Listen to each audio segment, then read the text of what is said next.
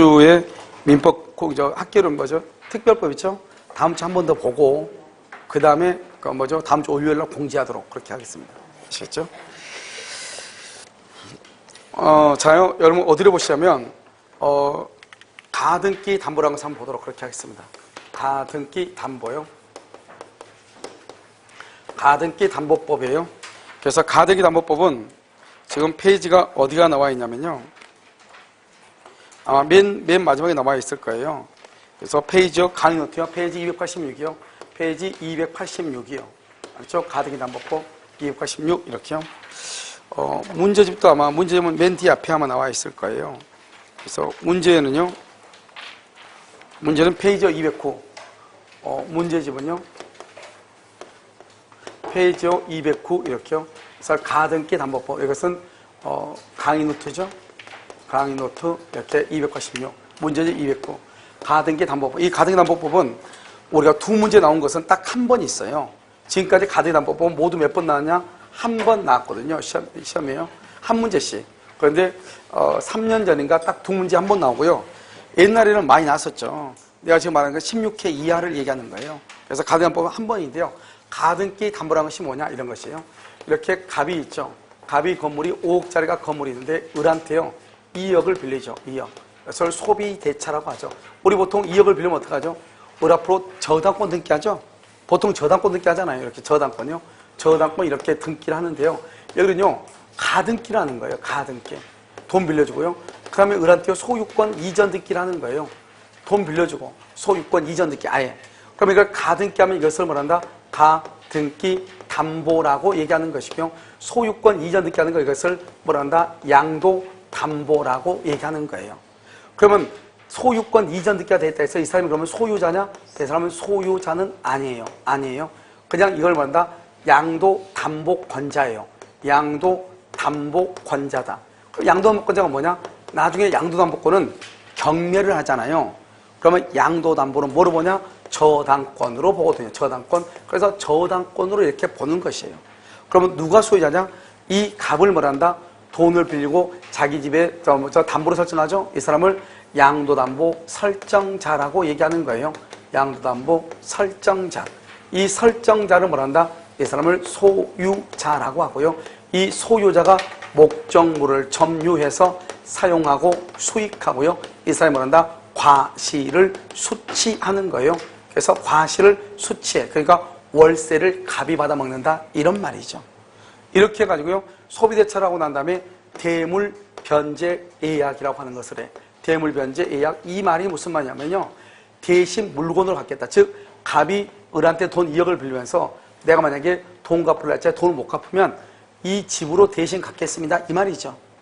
그걸 대물 대신 물건으로 변제한다. 그럼 여기에 을 앞으로 가등기가 되어 있죠. 그럼 이것을 뭐란다? 가등기 담보라고 얘기하는 것이고, 그 다음에 소유권 이전 등기가 이미 돼 있죠. 그럼 들어간다. 이 차액을 빼면 얼마죠? 3억이죠. 원래는 이 3억을요 을이 갑한테 돌려주지 않고 을이 그냥 다 먹어버리는 거예요. 이게 옛날에요 강한 의미의 양도담보라고 해서 명동 사채업자들이었단 말이죠. 그럼 어떻게 돼요? 이 을이라는 사람은 엄청나게 큰 부를 축적하죠. 그래서 전두환 정권이 군사 정권이 들어서 가지고요 가등기 담보 등에 관한 법률이라는 법을 만들어 가지고 이 건물 5억에서 2억을 빼죠. 그럼 얼마죠? 3억이죠. 이 3억을 청산금이라고 해가지고, 알겠죠? 을은 갑한테 3억 원을 돌려주고 가등기한 경우는 본등기를 청구하고 이미 등기가 된 경우는 즉시로 소유권을 취득한다. 이렇게 만들어 놓은 법을 가등기 담보 등에 관한 법률이라고 하는 거예요. 알겠죠? 그러니까 예전에는 그냥 을이 5억에서 2억을 빼면 3억을 그냥 먹었단 말이죠. 이제는 먹을 수 있다 없다? 없다. 이런 말이죠. 그 다음 두 번째는요. 과실을 수취하잖아요. 그건 다 갑한테 있는데, 그건 우리가 봤을 때 제3자가 봤을 때 제3자가 봤을 때는 어떻게 돼요? 누가 소유자처럼 보여요? 을이 소유자. 왜? 을 앞으로 뭐가 돼 있으니까 등기가 돼 있죠. 그래서 을이 소유자처럼 보이죠. 그래서 제3자가요 병이 을하고 기억하고 을이요 선이로 아무것도 모르고 진짜 을이 소유자냐고 등기를 하죠. 등기. 그러면 등기를 하게 되면요 병이 소유자가 되죠. 이게 이제 여러분요 나중에 이제 11조에서 나오는데요. 제3자가 이 소유권 이전 등기가 을 앞으로 되어 있는 등기가 담보 설정의 등기인 걸 모르고 등기를 이전받죠? 그러면 선인 경우는 소유자가 될 수 있다 이 말이죠. 그러면 여기서 중요한 것은 제3자는 뭐가 돼야 돼? 선의가 돼야 되고요. 만약에 여기서요 과실을 수취하는 것은 갑인데요. 만약에 청산 절차가 종료가 되죠. 청산 절차가 종료가 되면요. 누구한테요? 채권자에게 이전이 돼. 이전. 그래서 이전돼서 채권자가 과실을 수취하게 되는 거예요. 채권자가. 알겠죠? 이것을 우리는 뭐란다? 양도담보다 이렇게 얘기하죠. 양도담보다. 그래서 돈을 빌리던 방법이 우리가 돈 빌리고 저당이나 근저권을 잡은 경우도 있지만 돈을 빌리면서 뭘 한다? 가등기나 소유권 이전 등기를 하는 경우 두 가지가 있다. 그러면 가등기를 말한다? 가등기 담보, 소유권 이전 등기를 말한다? 양도담보라고 얘기하는 것이다. 이런 말이죠. 무슨 말인지 아시겠죠? 자, 그 다음에요. 그러면 우리가 이제 가등기 담보가 적용되는 적용법, 이게 이제 시험에 나오죠. 적용 범위. 여기서는 시험에 나오는 것은 뭐냐면 여기서 시험에 나오는 것은 두 가지예요. 하나는 뭐다? 여기 이거. 만약에 제3자가 선일 경우는 뭐란다? 소유권을 취득한다. 이게 중요하고요. 또 한 가지는 이거. 여기서 여전히 설정자가 소유자다. 그래서 설정자가 소유자로서 과실을 수취할 수 있고 청산 절차가 종료하면 누구한테 간다? 채권자, 을에게 이전한다. 이란 말이죠. 그래서 원칙적으로 소유자가 누구냐? 갑이고 설정자가 과실을 수취한다. 이게 두 가지가 여기서는 중요하죠. 그 다음에 여기서는요. 적용 범위가 또 중요해요. 그러면 우리가 가담법은 무조건 다 적용되는 것이 아니고 첫 번째요. 소비대차나 준소비대차. 여러분 소비대차가 뭐죠? 차용증을 쓰고 돈을 빌려주는 거죠. 준소비대차가 뭐예요? 소비대차. 돈을 빌려준 건 아니지만 돈을 빌려준 것처럼 된 거죠. 예를 들어서 여러분요. 내가 갑이라는 사람의 집을 공사를 했어요. 그래서 공사비가 1,000만 원이 났어요. 근데 이 사람이 1,000만 원 안 주는 거예요. 그럼 내가 어떻게 해요? 1,000만 원을 받아야 되는데 안 주죠. 그러면 내가 뭐라고 하냐? 너 그냥 1,000만 원 빌려간 걸로 치고 차용증을 써달라 이 말이죠. 알겠죠? 원래는 공사대금이지 빌려간 돈은 아니잖아요. 근데 빌려간 걸로 치고 차용증을 써달라 이런 말이죠.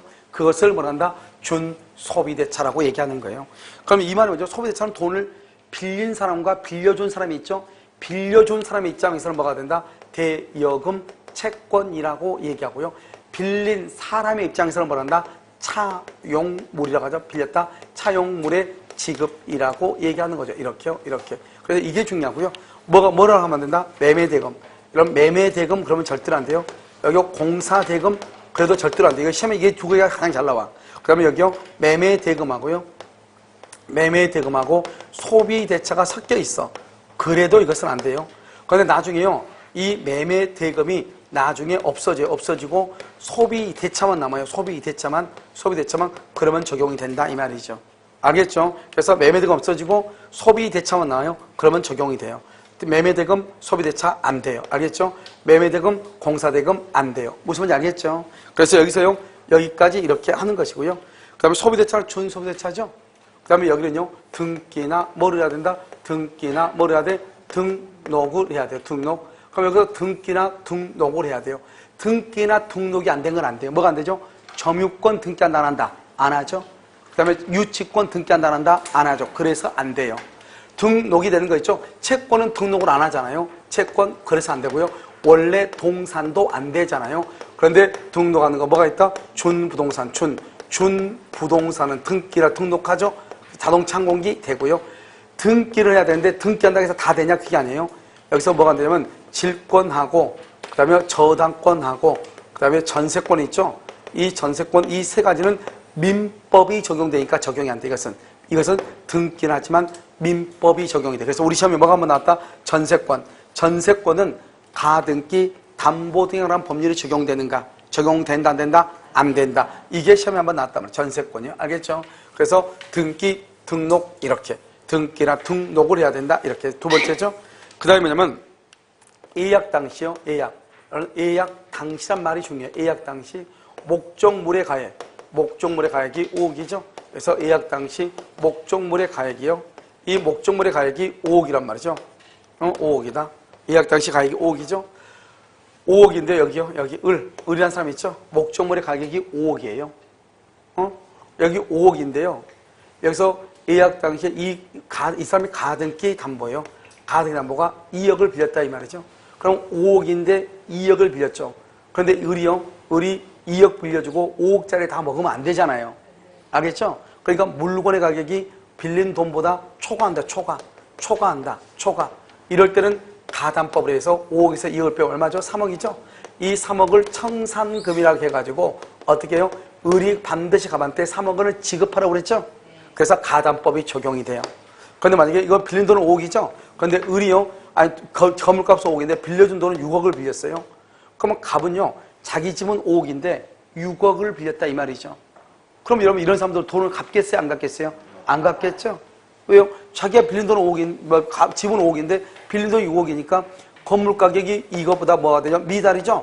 미달된다는 것은 이 사람을 보호할 필요가 있어 없어? 없죠? 그래서 가담법이 적용이 된다 안 된다? 안 된다. 안 된다의 말은 청산 절차를 거친다 거치지 않는다? 거치지 아니한다 이렇게.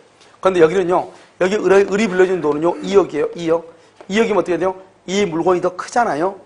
크면은 뭐가 된다? 초과하니까 적용이 되죠. 그런데 문제는 뭐죠? 여기서 A요. A라는 이보다 더 선순위 근저당이 있어요. 이 근저당권자가 4억을 빌려준 거예요. 그럼 이미 근저당권 4억이 있죠. 거기다 다시 2억이죠. 그럼 이 두 개를 합해서 얼마죠? 6억이죠. 5억에서 6억이죠. 그럼 이건 건물의 가격이 초과예요? 미달이에요? 미달이죠. 미달이죠. 건물 가격은 5억인데 돈은 A한테 4억을 빌리고 을한테 2억을 빌렸죠. 그러면 이런 사람은요, 갑을 보호할 필요가 있다 없다? 없죠. 가담법이 적용된다 안 된다? 안 된다 이 말이죠. 알겠죠? 그러니까 무조건 물건의 가격이 5억이고 피담보 채권이 2억이다 해서 무조건 가담법이 적용되는 것은 아니고, 알겠죠? 물건 가격 5억이죠? 피담보 채권 얼마다? 2억이죠. 그런데 위에가 근저당권이 얼마다? 4억이죠. 그럼 모두 몇 억이다? 6억이죠. 그러면 가담법이 뭐가 된다? 적용이 되지 아니한다 이 말. 이 두 가지를 합해. 근데 후순위는 합한다 안 합한다? 후순위는 합하지 않아. 선순위 것만 합해. 선순위 것만 합한다 이런 말이죠. 이것을 예약 당시 이렇게. 그래서 여러분요, 여기서 중요한 것은 초과이냐 미달이냐. 특히 이것이 시험에 가끔 나오죠. 원래는 초과인데 선순위 빌려준 돈이 또 있더라 이 말이죠. 그럼 뭐가 된다? 미달이 되죠. 가담법이 적용이 된다 안 된다? 안 된다 이 말이죠. 그래서 적용 범위가 여러분요, 첫 번째로 아주 중요하다 이런 말이에요.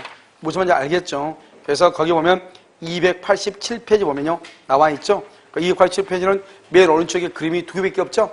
두 개밖에 없잖아요. 두 개밖에 없으니까 거기다가 맨 끝에 여기가 하나가 더 지금 있어야 되겠죠? 아시겠죠? 그 다음에 우리가 이제 용어 정리라고 하는 것이 있어요. 용어요. 용어를 정리를 해야 돼요. 용어 정리 한번 봐봐요. 여기 갑이 있죠? 갑이 있고 여기 을이 있죠? 을이 가등기 담보죠? 여러분 가등기 담보권자를 채권자라고 그래. 이 건물이 5억이죠? 5억인데 여기서 2억이란 말이죠. 그럼 여기요 B가 있고요, 여기요 C가 있어요. 여기는 저당권이 있고 그 다음에 여기요 전세권이 이렇게 있단 말이죠. 여기서 2억이고 여기도 2억이다 이 말이죠. 그러면 가등기 담보권자를 기준으로 해서 밑에 있는 사람을 한다. 이 사람을 후순위 권리자다 이렇게 얘기해요. 후순위 권리자 이렇게. 알겠죠? 그 다음에요, 여기보다 더 선순위 A 있죠? A가 근저당이죠? 근저당권자를 뭘 한다? 그래서 선순위 권리자다 이렇게 얘기를 해. 그 다음에 여기요 갑 있죠? 갑을 뭘 한다? 이 사람을 채무자 등이다 이렇게. 채무자 등. 그럼 채무자 등은 누구를 얘기한다? 채무자 등은 여기서 채무자 등은 누구다? 먼저 채무자하고 그 다음에 누구하고? 물상보증인하고 제3취득자하고. 알겠죠? 채무자, 물상보증인, 제3취득자. 이 사람들을 뭐란다? 채무자 등이라고 얘기하는 거야. 채무자 등이다. 채무자와 물상보증인과 제3취득자. 이 사람을 뭐란다? 채무자 등 이렇게 얘기하는 거예요. 알겠죠? 용어를 지금 정리하죠. 용어요. 그 다음에 여기 건물 5억이죠? 5억에서 이 을 있죠? 을의 거 2억을 빼죠? 2억을 빼면 이것을 뭐란다? 3억. 이 3억을 뭐란다? 청산금이라고 얘기해요. 그러면 이 청산금은 뭐냐면 여기는 실행 당시예요. 양도항목권 실행 당시. 여기는요 예약 당시죠. 예약 당시. 적용 범위는요, 여기는 실행할 당시에 목적물의 가액에서 채권을 뺀 것을 청산금이라고 그래. 이때 청산금을 정할 때는 후순위 것은 포함한다 안 한다? 안 한다. 이게 아주 중요해. 그러니까 청산금을 평가를 할 때는 후순위 권리자의 채권은 포함되지 아니한다 이 말이 중요해. 그런데 만약에 여기 봐봐. 이러면 선순위죠. 선순위 권리자가요 만약에 1억이 있다고 해봐. 1억. 그러면 청산금을 정할 때는 어떻게 하냐? 이것을 2억하고 1억을 합해. 이것을 합해. 그럼 여기가 얼마죠? 5억이죠?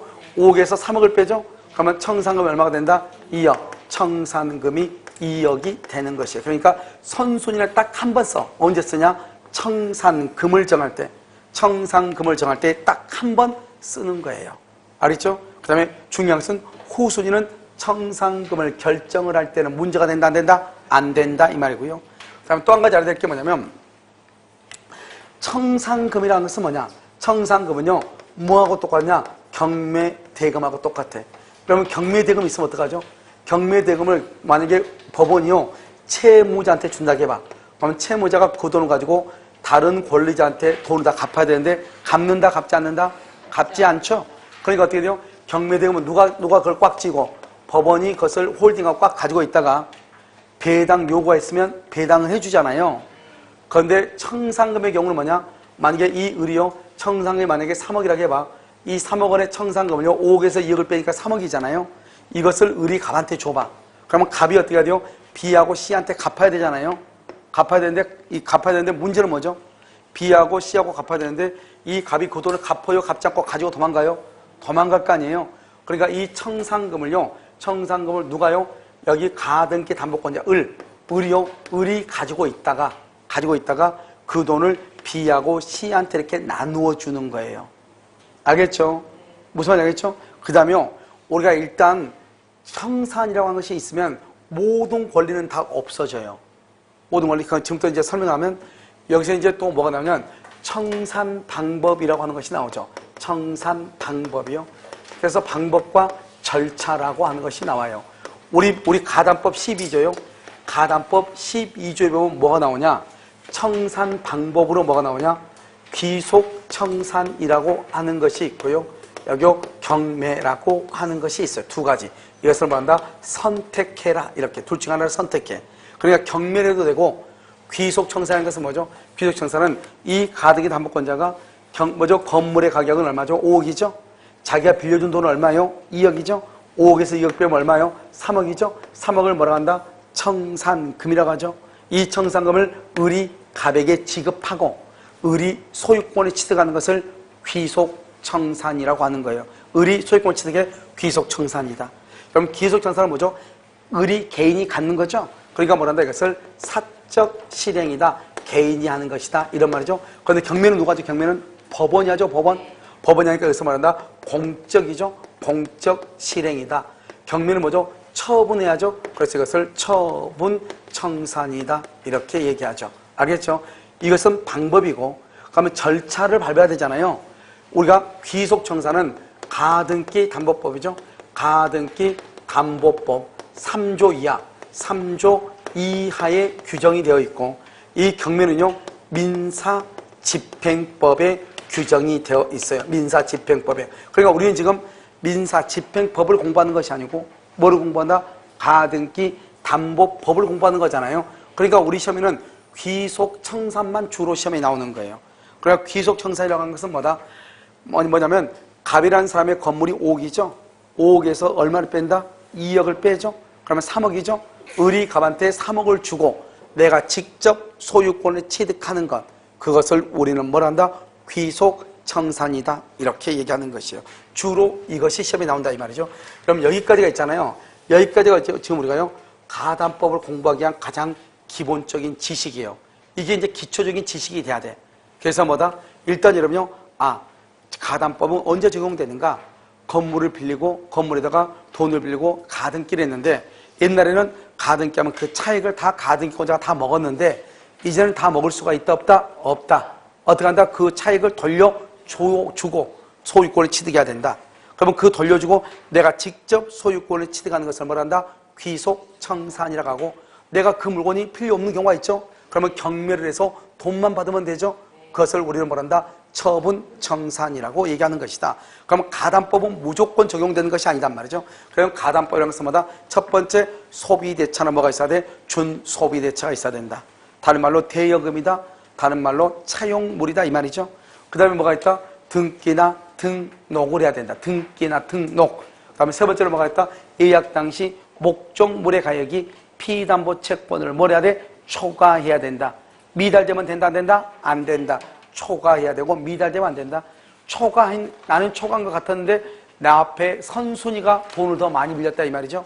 그래서 이 두 가지를 합하다 보니까 미달이 된 경우 있죠. 그럴 때는 가담법이 적용된다, 안 된다? 안 된다, 이 말이죠. 알겠죠? 그래서 이것을 먼저 아시고, 자, 그 다음에요. 자, 지금부터 우리가 한번 본단 말이죠. 이거 잠깐 지워드려요. 청산 방법은요. 지금부터 우리가 무슨 청산 방법을 하냐? 귀속 청산 방법을 해. 귀속 청산. 시험에는 뭐 그거밖에 안 나오니까. 자, 귀속 청산을 봐. 귀속 청산에서 내가 먹는다 이 말이죠. 첫 번째요. 변제기 후에요. 변제기 후. 돈 갚을 날짜가 지난 후. 변제기 후. 그 다음에 뭐냐면 청산금을요. 청산금을. 그 다음에요. 채무자 등한테요. 채무자 등한테 통지하고 그 통지가 도달하죠. 도달하면부터 몇 개월을 기다려야 한다? 2개월이에요. 2개월이 지나면 청산기간이 뭐가 된다? 2개월이 기간이 만료가 되죠. 그럼 뭘 한다? 청산금을 지급해야 돼, 반드시요. 지급하고, 여기요, 가등기죠. 가등기 담보의 경우는 뭐를 청구하고? 번등기를 청구하고요. 번등기를. 그 다음에 부동산 양도담보죠. 양도담보는 이미 뭐가 됐어? 이미 맨 끝에 봐봐. 양도담보는 이미 을 앞으로 등기가 되어 있죠. 등기가 되어 있으니까 언제로? 즉시로 뭐란다? 소유권을 취득하는 것. 이것을 뭐란다? 가등기 담보라고 얘기하는 것이고, 이러면 가등기 담보는 무슨 규정이다? 강행 규정이다. 무슨 규정? 강행 규정이다. 그래서 이것은요, 강행 규정이에요. 그러면 강행 규정이란 말은 뭐냐? 이러한 절차를 하나라도 빠뜨리면 안 된다 이 말이죠. 한번 봐봐요. 여기 번등기죠. 번등기라는 게요. 청산금을 지급하지 않고 번등기했다. 그 번등기는 무효가 돼. 청산기간이 만료되기 전에 번등기했다. 무효가 돼. 청산금 통지를 하지 않고 번등기했다. 무효가 돼. 채무자 등 중에 한 사람이라도 누락되면 된다, 안 된다? 안 돼. 누락이 됐어? 그러면 돼, 안 돼? 안 돼. 청산금 통지를 해야 되는데 안 했어. 그럼 돼, 안 돼? 안 돼. 변제기가 지난 후에 해야 되는데 변제기가 지나기 전 그러면 돼, 안 돼? 안 된다 이 말이죠. 그러니까 이것은 강행 규정이니까 이러한 절차 중에서 하나라도 빠지면은 청산 절차는 무효가 되고 가등기에 기한 본등기도 무효가 돼. 그런데 문제는 뭐죠? 문제는 무효인데 다시 청산 절차를 다시 거쳤어. 다시 거치면 된다, 안 된다? 된다. 청산 절차를 다시 거치면 된다 이 말이죠. 거치지 않으면 된다, 안 된다? 안 된다. 이런 말이에요. 무슨 말인지 아시겠죠? 이것을 지금 얘기하죠. 그럼 청산금은 뭐예요? 여기 청산금? 청산금 뭐예요? 첫 번째요. 청산금은 첫 번째 주관적인 평가를 해. 주관적 평가를 한다. 두 번째는 청산금이 없다. 청산금이 없다. 없으면 없다고 뭘 해야 돼? 통지를 해야 되고, 세 번째는요, 청산금 통지를 하죠. 청산금 통지를 하면 더 이상 뭐 할 수 없다? 다툴 수가 있어 없어? 없고. 네 번째는요, 우리가 객관적 가치, 청산금이요, 객관적 가치에 뭐가 된다? 미달되죠? 미달되더라도 뭐 한다? 괜찮다. 객관적 가치에 미달되더라도 괜찮아. 주관적인 평가를 하고, 여기 두 가지가 중요하죠? 청산금이 없으면 없다고 통지하고, 청산금 통지를 하면 더 이상 다투지 못한다. 이 두 가지가 여기서 중요하고, 변제기 후 그러면 해야지, 변제기 전 그러면 안 되고, 한 사람이라도 누락되면 안 되고, 통지를 하지 않으면 안 되고, 2개월의 기간이 지나기 전에 하면 안 되고, 청산금을 지급하지 않으면 안 되고. 알겠죠? 네. 이게 아주 중요하다. 그 다음에요, 여기요. 청산금 통지가 도달하죠? 도달하면 어때요? 지체 없이요. 지체 없이 누구한테요? 후순위 권리자, 후순위 권리자한테 통지해. 후순위 권리자한테 통지를 해. 후순위한테 통지를 해요. 그럼 권리자한테 통지하면 어떻게 되죠? 이 후순위 권리자는 3대 원칙이 있다. 후순위야. 이게 또 중요하죠? 그럼 후순위 권리자는 반드시요 청산기간 내에요. 뭐라고 한다? 청산기간 내 뭐라다? 변제기 도래 전이라도, 변제기가 도래하기 전이라도 뭐 할 수 있다? 경매를 청구할 수 있다. 그러면 후순위가 봐봐. 청산기간 안에 경매를 청구하죠? 그러면 더 이상 가등기기에서 뭘 할 수 없다? 본등기를 할 수 있다, 없다? 없다. 청산기간 안에 경매를 청구하죠? 더 이상 본등기를 할 수 없다? 청구할 수 없다. 알겠죠? 이것을 우리는 뭐라고 한다? 청산 절차라고 얘기하는 것이에요. 자, 청산 절차는요, 변제기 전이다 오다 후, 그 다음에 청산금을 누구한테? 채무자 등에게 통지하고, 통지가 만 날부터? 도달한 날로부터 몇 개월? 2개월이 거쳐, 2개월이 거쳐야 되죠. 그 다음에 청산금 통지하면 지체 없이 누구한테? 후순위한테 통지를 또 해줘야 되는데, 이때 후순위는 어떻게 해야 되냐? 청산기간 안에만 청산금에 대해서 문제가 있으면 변제기가 도래하기 전이라도 경매를 청구하고, 경매를 청구하면 더 이상 뭐 할 수 없다? 본등기 할 수 없다. 왜 그러냐 봐봐.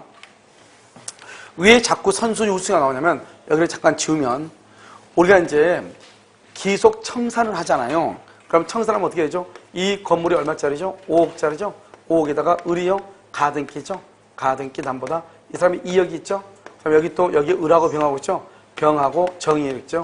여기는 근저당이고, 여기는요, 전세권이죠? 그럼 여기도 얼마다? 2억이고, 여기도 2억이잖아요? 그러면 여기서, 을은 지금 갑한테 2억을 빌려주고, 이 5억 중에서 2억을 빼죠. 그럼 얼마가 되죠? 3억이죠. 3억을 뭘 한다? 청산금이죠. 이 청산금을 을이 갑에게 주고, 자기가 소유권을 취득하겠다, 이 말이잖아요? 그런데 이 돈을 만약에 을이 갑한테 줘봐? 그럼 갑이 병하고 정한테 2억을 갚아야 되는데 안 갚잖아요? 그럼 어떻게 한다? 이 가등기 담보권자가 청산금을 가지고 있다가 후순위 권리자가 청산금 3억 중에서 나한테 2억. 그러면 2억 주면 얼마 남죠? 1억 남죠? 1억은 정한테 이렇게 달라가면 이 가등기 담보권자가 청산금을 누구한테? 병하고 정한테 이렇게 준단 말이죠. 병한테 줘가지고 청산 절차가 딱 2개월이 끝나잖아요. 2개월이 끝나면은 저당권자나 근저당권자, 전세권자나 전부가 다 소멸해버려요. 청산 절차가 끝나면 가등기한은 다 없어져 버려요. 몇 개월 끝나면? 2개월. 그러니까 만약에 이게요, 도달한 날이 6월 1일이고요. 여기가 8월 1일이야. 8월 1일 2개월이. 그럼 8월 1일이 끝나면 모든 것이 다 아웃돼 버려. 그러면 가등기간 이하는 다 없어지고 저당권자, 근저당권자나 전세권자는 청산금에서 돈만 받아가는 거예요.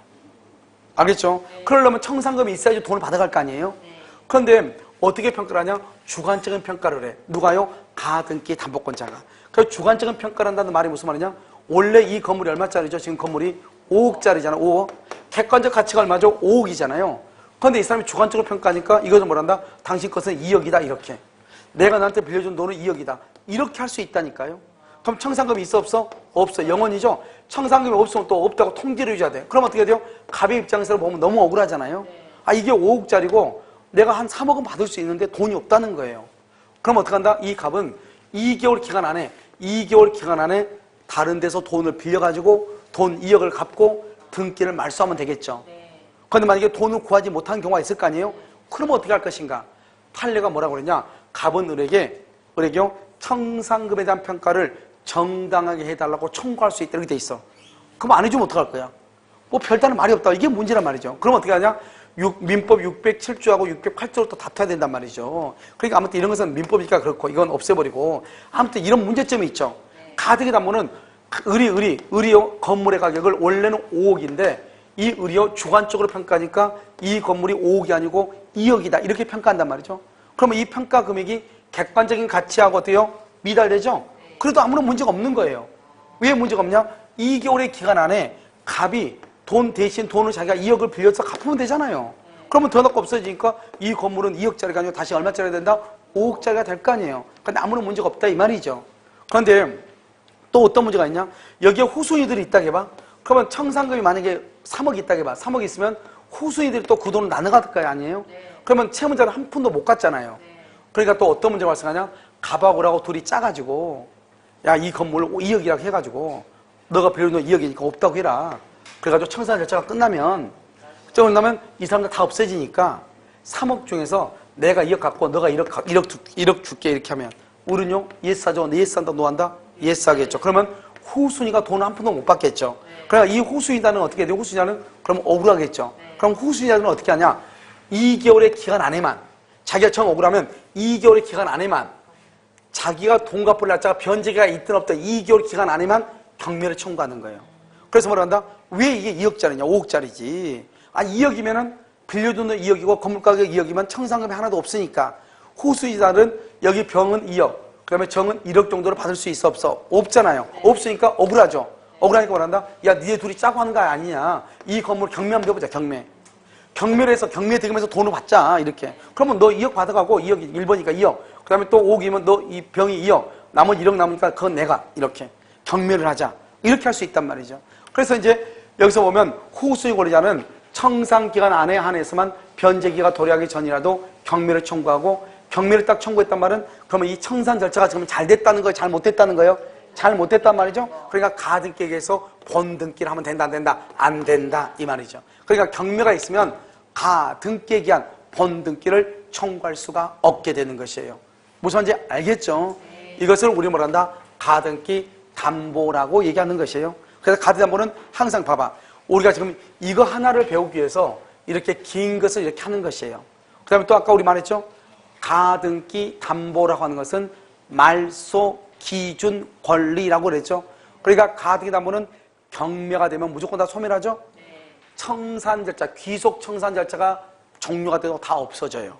그래서 가등기 담보는 경매가 되면 무조건 뭐가 된다? 소멸한다. 알죠? 말소 기준 권리다 이렇게 알겠죠? 그래서 여러분 봐봐. 암기에 변제기 후 뭐를? 청산금을 누구한테? 채무자 등에게 통지하고 몇 개월?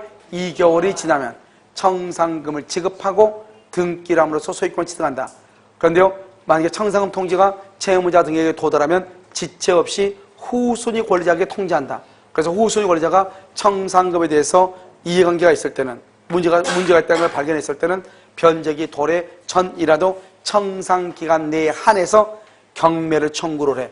그러면 후순위가 경매를 청구했다는 것은 청산 절차가 잘못됐단 말이니까 가등기에 대해서 본등기를 청구할 수가 있다 없다? 없다. 이것을 뭐라 한다? 가등기 담보라고 얘기하는 것이에요. 그래서 가등기 담보는 봐봐.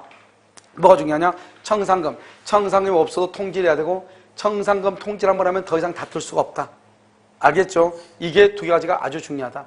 그 다음에 우리가 이제 청산 절차는 무슨 규정이다? 강행 규정이다.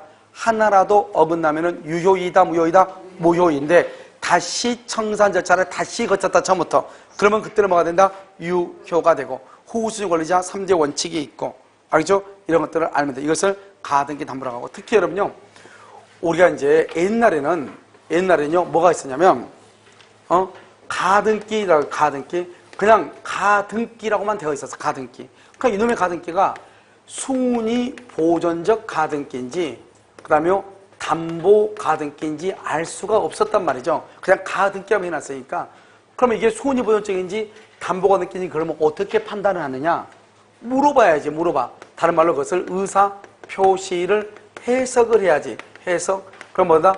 소비대차 돈을 빌려주고 했다. 가등기를 했다. 그럼 뭐란다? 그래서 그럼 담보 가등기.